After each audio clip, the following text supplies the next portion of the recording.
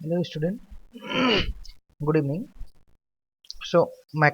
In metrology, we have successfully completed our unit third, and now we will move to our unit fourth, which is limit fit tolerance.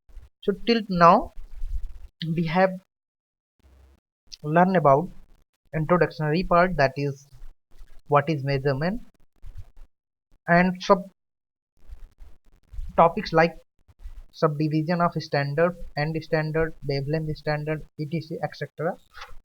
And after that, we have studied about linear and angular measurement in unit second, in which we have seen different type of measuring unit, instrument, caliper, steel rule, and gauges.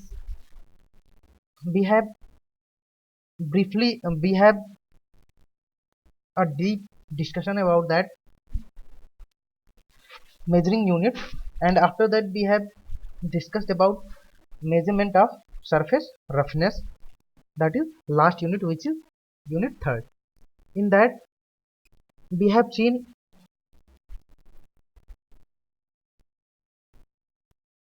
in surface finish, we have seen what is stylus and datum method, what is stylus probe, its measurement methods, 10 point height, root mean square, etc. And after that we have telescope, profilometer, etc. So we have successfully completed our unit third, and now we have to move next topic, that is unit 4. So we will see what is limit fit tolerance and its requirement, what is why is why it is necessary in measurement, and after that we will discuss the topics which is falls under that particular topic. That is, we will see introduction part, what is tolerance, classification, fit, limit, and allowances. So if we talk about previous unit, there is some topics remain in unit first, second. So when we will have enough time, we get enough time, then we will also have to discuss that remain topics, and soon we will discuss about that topic too. So now move on the topic, what is limit fit tolerance. अगर हम बात करते हैं limit fit tolerance की, तो अगर हम बात करते हैं कि हमें ज़रूरत क्यों पड़ती है लिमिट की, मेजरमेंट की, जिसको हम लिमिट फिट टॉलरेंस कहते हैं, मतलब कि हमें फिट की क्यों ज़रूरत पड़ती है, लिमिट की क्यों ज़रूरत पड़ती है किसी पर्टिकुलर मेजरमेंट प्रोसेस के दौरान। अगर हम देखें तो देखिए, यूजुअली क्या होता है कि अगर आप किसी भी जो नेचर के द्वारा या हमारे द्वारा मैन मेड कोई भी ऑब्जेक्ट है, अगर आप उसको कंपैरिजन करें, एक मेजर लेवल पे कंपैरिजन ना करते हुए एक माइनर लेवल पे कंपैरिजन करें, तो आप हमेशा एक चीज पाएंगे कि जो भी ऑब्जेक्ट हैं जिनको हम मेजर कर रहे हैं, वो एक दूसरे के सिमिलर तो हो सकते हैं, समान तो हो सकते हैं, लेकिन आप कह लीजिए कि एकदम एग्जैक्ट सेम तरीके से दूसरा ऑब्जेक्ट भी हो, या सेम शेप एंड साइज और क्या नाम है उसकी डायमेंशंस हो, ठीक है, सेम क्वालिटी जो है वो दूसरा ऑब्जेक्ट भी नेक्स्ट वाले के रिस्पेक्ट में मेंटेन करे, तो ऐसा जो है वो पॉसिबल नहीं है। क्यों पॉसिबल नहीं है? आप देखेंगे कि कभी भी आप देखते हैं, कोई भी आपने अगर मेजरमेंट करा, तो क्या होगा कि कुछ ना कुछ, मान लीजिए आपको 25 mm की कोई डायमेंशन का एक ऑब्जेक्ट बनाना है, एक जॉब आपको मेंटेन करनी है जिसका डायमीटर 25 mm हो, तो आप देखेंगे कि कोई भी ऑब्जेक्ट जो है वो एग्जैक्ट 25 mm डायमीटर का नहीं बनेगा। हो सकता है 24.995 बन जाए, या हो सकता है 24.95 बन जाए, लेकिन 25 mm डायमीटर आपको नहीं मिलेगा। दो जो मतलब कि कोई भी दो ऑब्जेक्ट जो आपके होंगे, दो जॉब होंगी जो वो सेम जो है डायमेंशन की मतलब सेम आइडेंटिकल नहीं मिलेंगी। एक तरीके से दिख सकती हैं, लेकिन अगर आप माइक्रो लेवल पे उनको एनालिसिस करेंगे तो आप पाएंगे कि एक दूसरे के समान वो ऑब्जेक्ट नहीं है। ठीक है। अगर आप मैन्युफैक्चरिंग प्रोसेस में डिफरेंट डिफरेंट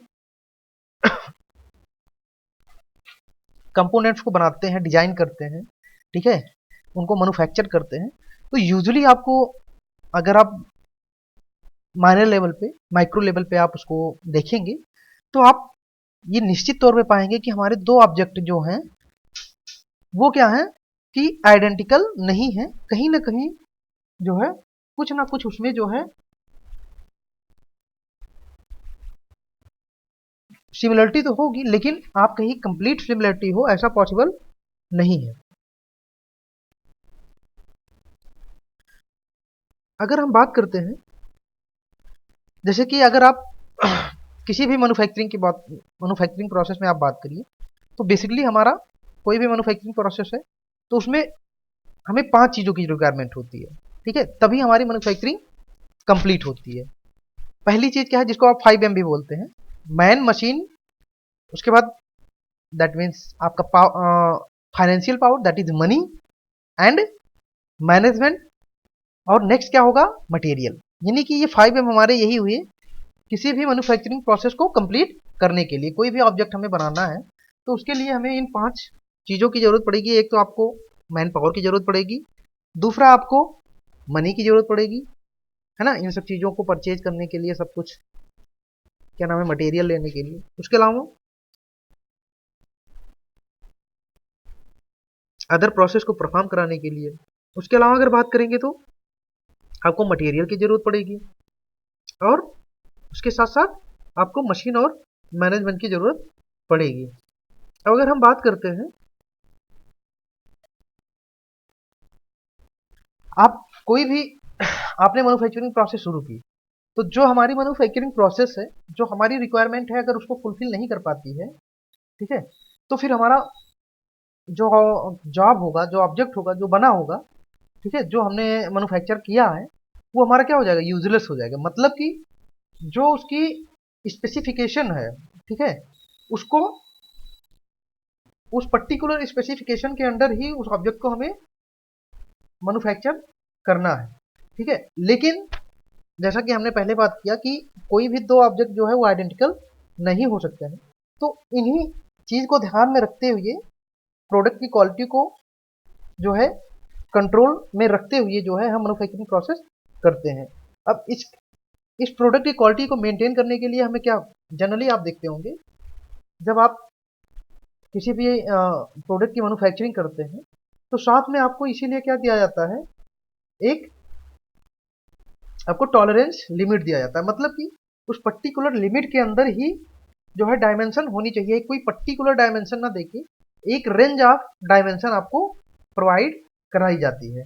वो इसीलिए प्रोवाइड कराई जाती है कि कभी हमारा जो दो पर्टिकुलर ऑब्जेक्ट है वो आइडेंटिकल हम नहीं बना सकते हैं। इसलिए हमें क्या होता है कि हमें एक रेंज प्रोवाइड कराई जाती है। अगर कोई भी जो हमारा डिजाइन प्रोडक्ट है, मैन्युफैक्चर प्रोडक्ट है, उस पर्टिकुलर रेंज में फॉल करता है तो जो है हमारा प्रोडक्ट एक्सेप्ट हो जाएगा। अगर हम बात करें तो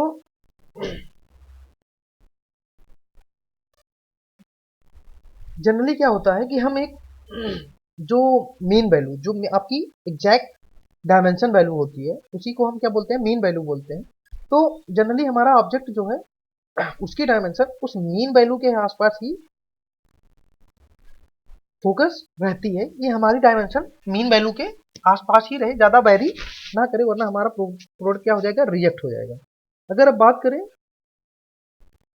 जो आपके प्रोजेक्ट की बेसिक साइज होती है, इसीलिए क्या करते हैं जब भी मैन्युफैक्चरिंग प्रोसेस होती है तो जो मैन्युफैक्चरर्स होते हैं, जो डिजाइन इंजीनियर्स होते हैं, ठीक है, या जो डिजाइनर्स होते हैं, वो क्या करते हैं कि जो आपकी बेसिक साइज होती है उससे आपको कुछ जो है वेरिएशन या जिसको आप टॉलरेंस बोलते हो वो प्रोवाइड करते हैं। उस टॉलरेंस को प्रोवाइड करने का या जो अलाउंस होता है उसको प्रोवाइड करने का केवल और केवल एक ही मकसद होता है कि आपका जो प्रोडक्ट है वो, चूंकि आइडेंटिकल दो प्रोडक्ट कोई नहीं बन सकते हैं ये, इसलिए लगभग लगभग वो हमारे इस पर्टिकुलर रेंज में रहें और यूजफुल बन जाए, रिजेक्ट ना हो। इसीलिए क्या करते हैं हम कि किसी भी प्रोडक्ट के डिजाइन के बाद उसको हम जो है एक क्या बोलते हैं आपको टॉलरेंस करते हैं। अगर बात करें जो टॉलरेंस प्रोवाइड किया जाता है डिजाइन इंजीनियर्स के द्वारा, वो टॉलरेंस एक पर्टिकुलर लिमिट के अंतर्गत होता है। उस पर्टिकुलर लिमिट के बाहर अगर होगा तो हमारा प्रोजेक्ट क्या हो जाएगा, रिजेक्ट हो जाएगा। अच्छा, वो लिमिट कैसे डिसाइड करते हैं, वो हमारी वर्क रिक्वायरमेंट के प्रोडक्ट की, जो प्रोडक्ट बनाया जा रहा है उसकी फंक्शनैलिटी जो है उसके बेस पे हम डिसाइड करते हैं कि किस तरीके का जो है प्रोडक्ट वो फंक्शन करेगा। उस फंक्शनैलिटी के हिसाब से ही जो प्रोडक्ट है उसका आप यूँ कह लीजिए उस प्रोडक्ट का टॉलरेंस लिमिट डिसाइड होती है। अब अगर बात करेंगे टॉलरेंस लिमिट में, तो आपको दो तरीके की लिमिट मिलती है। जैसे कि अगर आपको 25 mm में, आप मान लीजिए आपको 50 mm का एक डायमीटर का एक कोई ऑब्जेक्ट बनाना है, तो जो टॉलरेंस लिमिट होगी वो 50 mm से 50, मान लीजिए 55 mm का आपको बनाना है तो 50.10 दे देंगे अपर लिमिट, और लोअर लिमिट जो होगी वो आपकी 50.8 भी हो सकती है, 49.8 भी हो सकती है, 49.88 भी हो सकती है, कुछ भी हो सकती है। मतलब कि एक जो आपकी मीन वैल्यू 50 है, या जो आप कह लीजिए आपकी नॉमिनल साइज है, ठीक है, इससे उससे एक लोअर रहेगी और एक हाइयर रहेगी, और जितने भी प्रोडक्ट हमारे बनेंगे उनकी जो साइज होगी वो इन वैल्यूज के अंडर होगी, ठीक है। तो इस तरीके से हम क्या करते हैं कि जो मैन्युफैक्चरिंग है किसी भी प्रोडक्ट की, उसको हम कंट्रोल करते हैं, और इसीलिए हमें जो है टॉलरेंस और फिट की जरूरत पड़ती है। अब अगर बात करें, जनरली हम देखते हैं इंडस्ट्रीज में कि जैसे आप शाफ्ट और होल का सिस्टम देख लीजिए, तो उसमें क्या होता है, फिट हम क्या करते हैं इस तरीके से रखते हैं कि शाफ्ट जो है रोटेट करने के साथ साथ जो लुब्रिकेंट एक आपकी थिन लेयर होती है वो उस पर्टिकुलर शाफ्ट और आपके बेयरिंग के बीच में वो थिन लेयर मेंटेन रहे। तो इसके लिए हम क्या करते हैं, एज पर रिक्वायरमेंट जो है इस लेयर की जो थिकनेस होती है एज ए अलाउंस उसको हम साथ में रखते हुए, कंसीडर करते हुए फिर जो है शाफ्ट की डायमेंशन को डिसाइड करते हैं। तो इस तरीके से अगर हम बात करें तो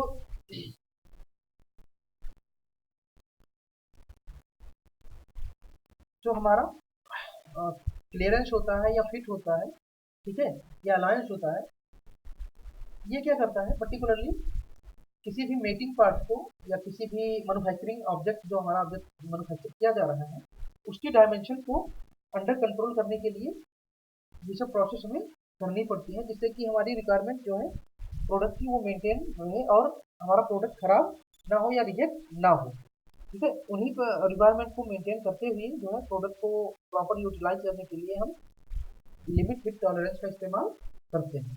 तो जनरली जो आपका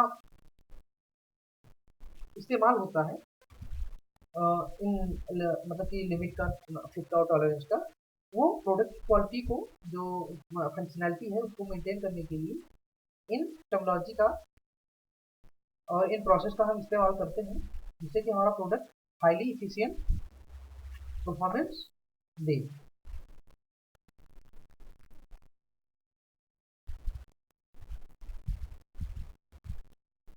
जनरली क्या होता है कि जब हम मास प्रोडक्शन करते हैं मैन्युफैक्चरिंग प्रोसेस के थ्रू, जैसे कि क्या होता है आप बड़ी इंडस्ट्रीज में देखें तो वहां पे आपका एक एक इंडिविजुअल प्रोडक्ट नहीं बनते हैं। प्रोडक्ट क्या होता है, लॉट में प्रोडक्ट आते हैं, 40 प्रोडक्ट, 50 प्रोडक्ट, 1000 प्रोडक्ट एक साथ आते हैं, एक साथ बनते हैं, है ना, लॉट बोलते हैं उनको। तो जो लॉट आता है उसमें क्या होता है कि आपका प्रोडक्ट जो है वो होते तो, अगर देखा जाए यूजुअली समान ही होते हैं, बट अगर आप माइक्रो लेवल पे देखेंगे, स्मॉल स्केल्स पे देखेंगे उनके डायमेंशन, तो वो यूजुअली क्या होता है कि आप एक समान का जो है उनकी डायमेंशन नहीं पाएंगे। ठीक है, तो उसके साथ ही क्या होता है, टेस्टिंग्स होती हैं। टेस्टिंग में क्या होता है कि हम प्लॉट में से कोई भी एक ऑब्जेक्ट निकाल लिया और हमने चेक किया उसकी डायमेंशन। ठीक है, इस तरीके से दो चार प्रोडक्ट निकाल के उसके बाद हम पूरी लॉट को पास कर देते हैं। तो वहां पे भी आपको क्या नाम है, लिमिट फिट टॉलरेंस का एप्लीकेशन देखने को मिलता है कि हमारा जो ऑब्जेक्ट है as per are required dimension है या नहीं। साथ ही साथ जो आपका गिवन टॉलरेंस लिमिट है वो उसके अंदर फॉल हो रहा है या नहीं, यानी कि जो हमारी रिक्वायर्ड टॉलरेंस लिमिट है ऑब्जेक्ट की डायमेंशन उसके अंदर है या बाहर है। तो मास प्रोडक्शन के लिए भी जो है क्या नाम है, ये काफ़ी इंपॉर्टेंट है ये टॉपिक आपका, लिमिट फिट एंड टॉलरेंस। अब आइए बात करते हैं कि लिमिट फिट टॉलरेंस में एक टर्म आता है इंटरचेंजबिलिटी। तो अगर हम बात करें इंटरचेंजबिलिटी की कि क्या होता है इंटरचेंजबिलिटी,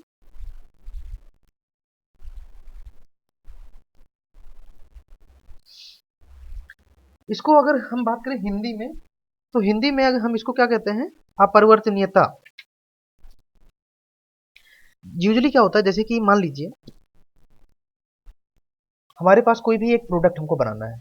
ठीक है, अब आप देख रहे होंगे कि अगर आपका प्रोडक्ट जो है वो डिफरेंट डिफरेंट, मान लीजिए आपको एक बाइसिकल बनानी है। ठीक है, हम हमारे पास एक प्रपोजल है, हमको एक हमने एक इन्वेंट किया, एक ऑब्जेक्ट, एक नया ऑब्जेक्ट प्रोजेक्ट डेवलपमेंट के अंतर्गत हमने बनाया। तो उसमें क्या है कि उस प्रोडक्ट का जो डायमेंशन है वो हमने रखा 25x50 mm। ठीक है, साइज है। तो हमने मार्केट में लॉन्च कर दिया। अब जो लोग इस्तेमाल कर रहे हैं, ठीक है, वो क्या है, एज पर देयर रिक्वायरमेंट ये डायमेंशन उनके लिए फिट बैठती है। तो जो हमारा उपभोक्ता है वो क्या कर रहा है, उसके लिए ये डायमेंशन को उसकी ज़रूरतों के हिसाब से हमने पर्टिकुलरली ध्यान में रख के बनाया है। अब उसका मान लीजिए कोई सब पार्ट है या कुछ भी है, ठीक है, तो अगर हम उसके लिए एक पर्टिकुलर डायमेंशन फिट नहीं कर देंगे, या गवर्नमेंट की तरफ से, ठीक है, या जो क्या नाम है, मैन्युफैक्चरिंग आपका एसोसिएशंस हैं, ठीक है, वो एक उस पर्टिकुलर ऑब्जेक्ट के लिए एक फिक्स डायमेंशन अगर फिक्स नहीं करते हैं, डिसाइड नहीं करते हैं, उस केस में क्या होगा कि जो एक क्या नाम है, मैन्युफैक्चरिंग कंपनी है, वो तो उस डायमेंशन का बना रही है, दूसरी मैन्युफैक्चरिंग कंपनी दूसरे डायमेंशन का बना रही है। या मान लीजिए एक इंजन की साइज है, एक रेडिएटर की साइज है। ठीक है, अब बात करिए कि मारुति सुजुकी कोई कार है, ठीक है, उसकी जो रेडिएटर की साइज है या उसके कास्टिंग की जो साइज है, जो कास्ट किया गया है, उसकी कास्टिंग की साइज एक कंपनी कुछ बना रही है, दूसरी कंपनी कुछ बना रही है, तीसरी कुछ कंपनी कुछ बना रही है, तो क्या होगा, फिट नहीं आएगा। कहने का मतलब ये है कि फिर वो ऑब्जेक्ट क्या हो जाएगा, जो हम प्रोडक्ट बना है वो क्या हो जाएगा, बेकार हो जाएगा। या आप घर में आप बल्ब यूज करते हैं, होल्डर में लगाते हैं। अब बताइए कि जो होल्डर की साइज है वो तो हमारी फिक्स है, हमारे घर में एक फिक्स होल्डर की साइज लगी हुई है। हम लेके आए होल्डर, हमने बल्ब लगाया, बल्ब हमारा कुछ दिन बाद फ्यूज हो गया। और जब बल्ब हमारा फ्यूज हो गया तो हम दूसरा बल्ब लेने गए। पहले हमारे पास किसी दूसरी एक पर्टिकुलर कंपनी का बल्ब था जिसकी जो साइज थी वो होल्डर में फिट बैठती थी। अब हम दूसरी कंपनी का ले लिए, या वो कंपनी हमारे पास अवेलेबल नहीं थी, तो दूसरी कंपनी ने क्या किया कि साइज को क्या किया, उसके घटा दिया या बढ़ा दिया, तो हमारे होल्डर में फिट नहीं होगा। यहाँ पे क्या दिक्कत आएगी, यहाँ पे दिक्कत ये आएगी कि जो हम प्रोडक्ट लेके आएंगे वो हमारा मिलेगा नहीं, वो बेकार हो जाएगा। तो यहाँ पे ऐसे केसेस में क्या होता है कि जो साइज है ऑब्जेक्ट की, प्रोडक्ट की, वो एक स्टैंडर्ड फाइल जो है वो हमारे द्वारा डिसाइड कर दी जाती है, ठीक है। वो एक पर्टिकुलर स्टैंडर्ड फाइल डिसाइड कर दी जाती है, और कोई भी प्रोडक्ट जब होता है, जब उसका मास प्रोडक्शन किया जाता है, तो उस स्टैंडर्ड फाइल्स को ध्यान में रखते हुए ही हम मास प्रोडक्शन करते हैं, ठीक है। तो यही जो प्रोसेस होती है, इसी को हम बोलते हैं प्रोडक्ट की अंतर परिवर्तनीयता या इंटरचेंजेबिलिटी, ठीक है। और इजिली जो है कोई भी पर्टिकुलर ब्रांड का, कोई भी कंपनी का जो प्रोडक्ट है वो दूसरी कंपनी में इजिली जो है सेट हो जाएगा, इंटरचेंजेबल होगा, ठीक है। तो जब भी हम किसी भी पर्टिकुलर ऑब्जेक्ट का प्रोडक्शन करते हैं वाया मास प्रोडक्शन, किसी भी इंडस्ट्री में, किसी भी फैक्ट्री में, तो यूजुअली क्या होता है कि हम अपना प्रोडक्शन, हर कंपनी भाई अपने प्रॉफिट के लिए अपना प्रोडक्शन जो है वो क्या करती है, इंक्रीज करना चाहती है। तो ऐसे में क्या होता है कि मान लीजिए कोई भी हमारा ऑब्जेक्ट, कोई भी मशीन है, कोई भी पर्टिकुलर हमारा जॉब है, तो वो क्या होता है कि हम डिफरेंट डिफरेंट छोटे छोटे पार्ट्स को असेंबल करके एज अ असेंबली जो है वो तैयार करते हैं, ठीक है। अब जैसे जैसे हम प्रोडक्ट डिजाइन में एडवांसमेंट ला रहे हैं, वैसे वैसे हम क्या कर रहे हैं कि डिफरेंट असेंबलिंग मेथड का इस्तेमाल भी करते हैं, छोटे छोटे प्रोडक्ट को आसानी से असेंबल करके। या अगर मान लीजिए वो खराब हो जाते हैं, ठीक है, वो घिस जाते हैं, या उनमें खराबी आ जाती है, कोई भी कुछ भी प्रोसेस होती है, तो हम क्या करते हैं कि उनको चेंज करके सेम साइज का, सेम एट्रीब्यूट वाला दूसरा जो है वो कंपोनेंट तुरंत इस्तेमाल कर लेते हैं। अगर बात करें तो जब हम किसी भी सेम ऑब्जेक्ट के असेंबलिंग पार्ट का, असेंबली का पार्ट असेंबली का मैन्युफैक्चरिंग करते हैं, तो उसमें क्या होता है कि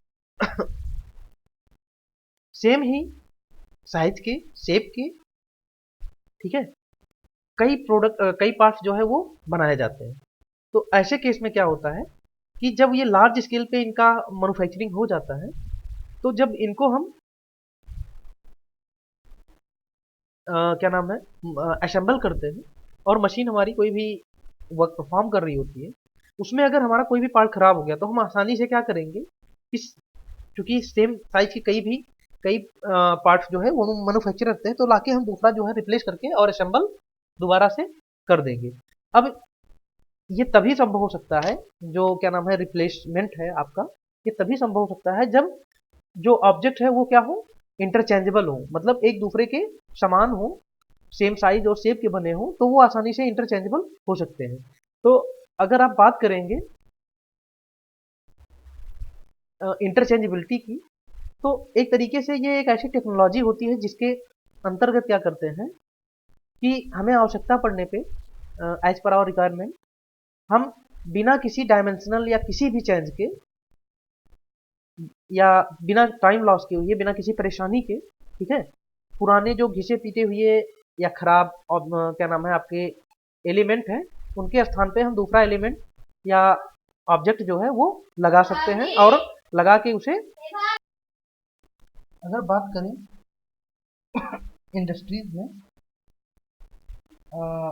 आपकी इंटरचेंजेबिलिटी की उपयोगिता की, तो ये हाईली रिक्वायर्ड होता है, क्योंकि अगर आपका प्रोडक्ट जो है इस तरीके से बना है, मतलब कि मास प्रोडक्शन में जो है इस तरीके से बनाया गया है कि वो इजिली जो है दूसरे प्रोडक्ट को किसी भी असेंबली में रिप्लेस कर सकता है। तो इससे आपका समय के साथ साथ पैसा भी बचता है, ठीक है, और आसानी से जो है, मतलब कि जो उपभोक्ता होता है उसको किसी भी दिक्कत का सामना ना करना पड़े, इसलिए ये काफ़ी इम्पोर्टेंट होता है। अब बात करते हैं कि आप, जैसे कि आप दैनिक जीवन में ऑटोमोबाइल सेक्टर में देख लीजिए, तो वहाँ पे क्या होता है कि यूजुअली जो भी, जैसे कि हमारी जो भी मशीनरी हैं, जो भी गाड़ियाँ हैं, उनके पार्ट्स समय समय पे क्या करते हैं, वियर हो सकते हैं, तो उनको क्या करता है, रिप्लेस करने की ज़रूरत पड़ती है। ऐसे केसेस में या रिप्लेस करिए, या आप उनको क्या दोबारा से मरम्मत करके और दोबारा लगाइए। तो उन केसेस में जो है अगर जो है आपका इंटरचेंजेबिलिटी प्रोडक्ट में इंटरचेंजेबिलिटी है तो हम उसको आसानी से क्या कर सकते हैं, रिप्लेस करके और दूसरा जो है नेक्स्ट प्रोडक्ट उसको एडजस्ट कर सकते हैं। लेकिन अगर यही चीज़ नहीं है तो फिर क्या होता है कि हमारा वो पर्टिकुलर जो असेंबली है वो हमारी बेकार चली जाती है। सॉरी।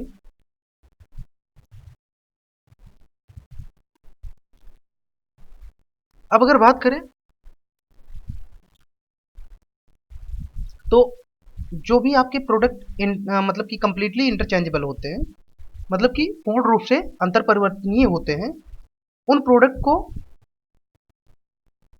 जब हम असेंबल करते हैं तो उनका जो चयन है वो आसानी से, मतलब आसानी से उनको सेलेक्ट कर सकते हैं, लेकिन उनको एडजस्टमेंट की जरूरत नहीं होती है।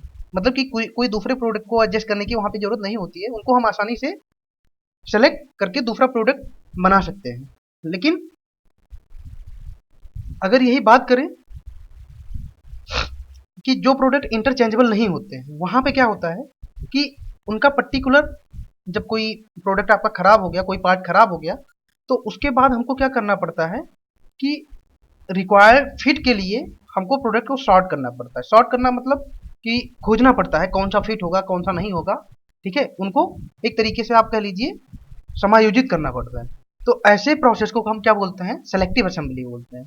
सेलेक्टिव असेंबली की बात करें तो वहाँ पे हमको जो अगर वहाँ पे इंटरचेंजेबिलिटी नहीं होती है सेलेक्टिव असेंबली में, तो कोई भी हमारा पार्ट खराब हुआ तो फिर सेम सेम पार्ट का जो है जो फिट होगा उसके अकॉर्डिंग हमें प्रोडक्ट को सेलेक्ट करना पड़ेगा, सॉर्ट करना पड़ेगा। उसके बाद ही जो है वो हमारा assembly perform, required task perform कर पाएगी।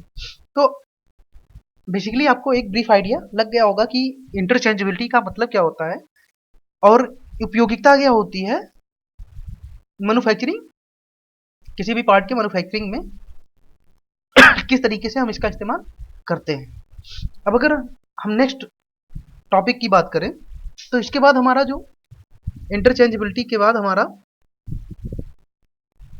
जो नेक्स्ट टॉपिक है वो है टॉलरेंस।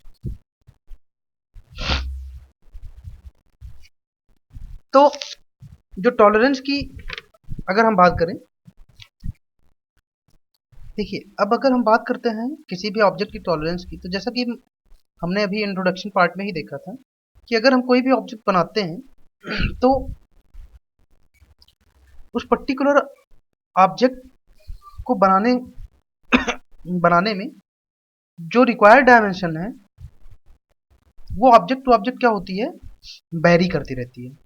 वेरी क्यों करती रहती है, क्योंकि कोई भी पर्टिकुलर दो ऑब्जेक्ट जो है वो एक तरीके से आप कह लीजिए सिमिलर तो हो सकते हैं, आइडेंटिकल नहीं हो सकते। आइडेंटिकल और सिमिलर में अंतर होता है, ठीक है। तो इन्हीं जो स्टैंडर्ड्स होता है, जो क्राइटेरिया होती है, उस पर्टिकुलर स्टैंडर्ड को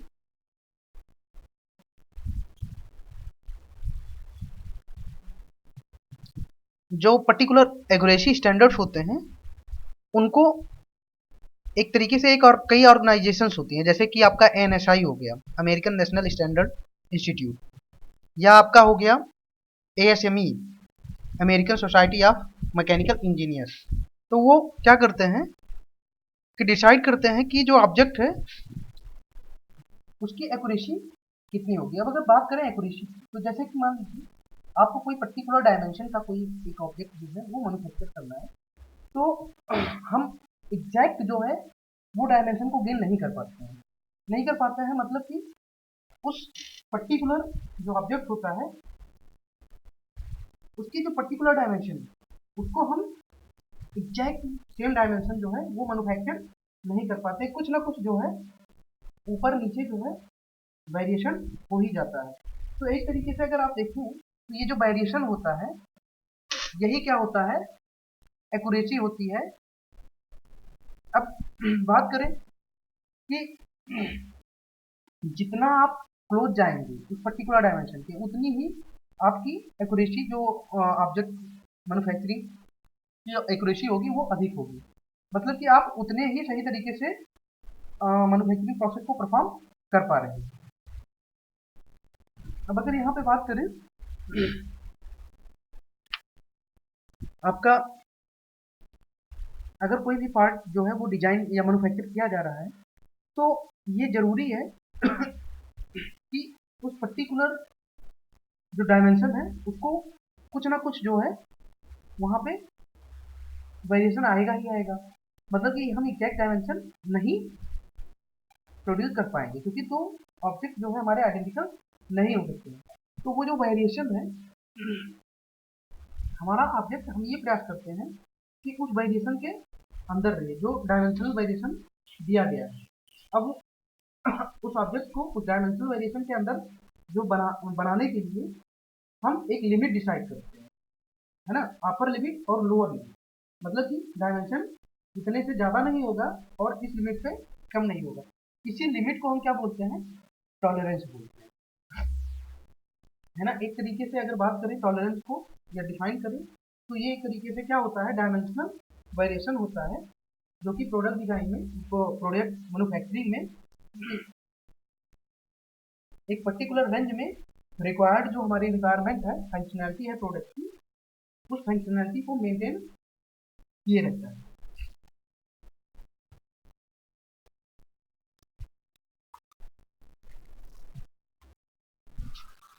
तो या आप यूं भी कह सकते हैं कि किसी भी जो प्रोडक्ट होता है उसकी हायर लिमिट यानी कि उच्च सीमा और लोअर लिमिट यानी कि निम्न सीमा का जो डिफरेंस होता है उसको हम टॉलरेंस या हिंदी में कहें तो सीमांतर कहते हैं। अब जैसे कोई आपको एक ऑब्जेक्ट दिया गया है, ठीक है, उसकी डायमेंशन मान लीजिए 100 है और अपर लिमिट क्या है 100.5, लोअर लिमिट क्या है 99.7। तो आपका टॉलरेंस जो है वो क्या हो गया 99.7 टू 100.5। तो ये क्या हो गया आपका टॉलरेंस हो गया। मतलब कि हमारा जो प्रोडक्ट का डिजाइन है उसकी डायमेंशन अगर इस पर्टिकुलर रेंज के बीच में रहेगी तो हमारा प्रोडक्ट जो है वो सही माना जाएगा। और जितना जो है आपका नॉमिनल साइज के क्लोज जाएगा उतना ही जो प्रोडक्ट डिजाइन है वो एक्यूरेट मानी जाएगी। प्रोडक्शन प्रोसेस जो है वो मैन्युफैक्चरिंग प्रोसेस को हम कहेंगे कि ये मैन्युफैक्चरिंग प्रोसेस हमारी जो है वो उतनी हाईली एक्यूरेट है।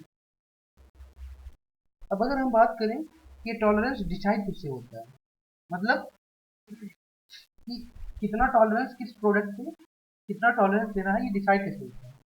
तो बेसिकली ये जो होता है, जो उस प्रोडक्ट का डिजाइन इंजीनियर होता है वो डिसाइड करता है।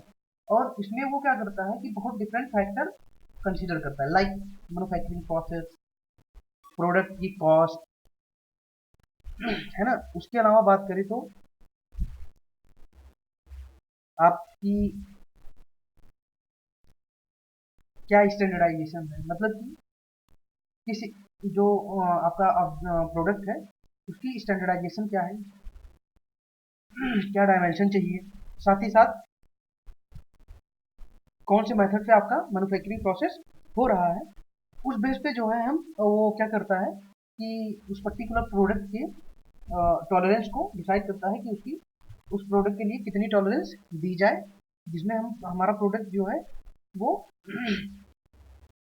यूजफुल, मतलब कि फंक्शनैलिटी को परफॉर्म कर पाए, जो भी उसके रिक्वायर्ड फंक्शंस हैं उसको वो बनने के बाद उस फंक्शन को कंप्लीट कर पाए। तो अगर बात करिए डेफिनेशन की, तो हम बात करें तो हम इस तरीके से भी टॉलरेंस को डिफाइन कर सकते हैं कि it is the magnitude of permissible variation of dimension. मतलब कि जो डायमेंशन है वो कहाँ तक वैरी करने के लिए परमिट है, कहाँ तक उस डायमेंशन को हम जो है वो वैरी करा सकते हैं, वही क्या है हमारा टॉलरेंस है। किसी भी ऑब्जेक्ट का जो डायमेंशन है वो जहाँ तक वैरी कर जाए या करवा मतलब कि जहाँ तक वैरी करेगा तो हम प्रोडक्ट को यूज कर सकते हैं, उसको हम क्या बोलेंगे, टॉलरेंस बोलेंगे। या ये भी कह सकते हैं जो आप कंट्रोल या मेजर्ड वैल्यू या control criteria from specified value. मतलब कि जो आपकी स्पेसिफिक वैल्यू है वहां से आप किस वैल्यू तक जाएंगे तो आपको जो आपका प्रोडक्ट है वो यूजफुल रहेगा, मतलब कि जो मैन्युफैक्चरिंग प्रोसेस है वो कंट्रोल्ड वे में परफॉर्म करी जाए इफेक्टिवली। तो इस तरीके से हम प्रोडक्ट की टॉलरेंस जो है वो डिसाइड करते हैं, और टॉलरेंस को मेंटेन भी करना प्रोडक्ट के लिए इम्पॉर्टेंट होता है। अगर आप बात करें कि टॉलरेंस कितने प्रकार का होता है, ठीक है, तो जैसा कि मैंने अभी आपको एग्जांपल दिया कि जब भी बात करते हैं टॉलरेंस की, तो हमें एक तो अपर लिमिट दिया जाता है, मतलब कि ये जो भी पर्टिकुलर आपको रेंज दी हुई है, जो भी आपको मीन वैल्यू दी हुई है, उस मीन वैल्यू से कितना जो है पॉजिटिव डायरेक्शन में या उससे अधिक हो सकता है, तो हमारा जो प्रोडक्ट है वो यूजफुल रहेगा, और कितना जो है वो कम हो सकता है तो हमारा प्रोडक्ट यूजफुल रहेगा। तो जो आपका प्रोडक्ट होता है उसकी जो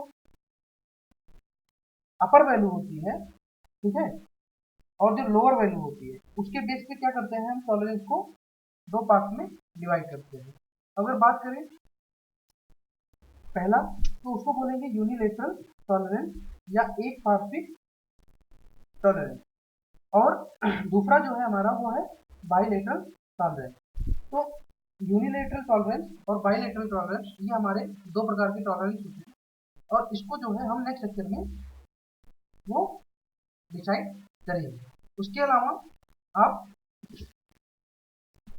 दो और भाग में इसको डिवाइड कर सकते हैं। वैसे ये यूजुअली पूछा नहीं जाता है, जनरली आपको दो ही पूछा जाता है, यूनिलेटरल टॉलरेंस का होता है और बाइलेटरल टॉलरेंस का होता है। इसके अलावा कंपाउंड टॉलरेंस और ज्योमेट्रिकल टॉलरेंस ये भी होते हैं, जिसको हम अब नेक्स्ट लेक्चर में डिस्कस करेंगे। Thank you so much for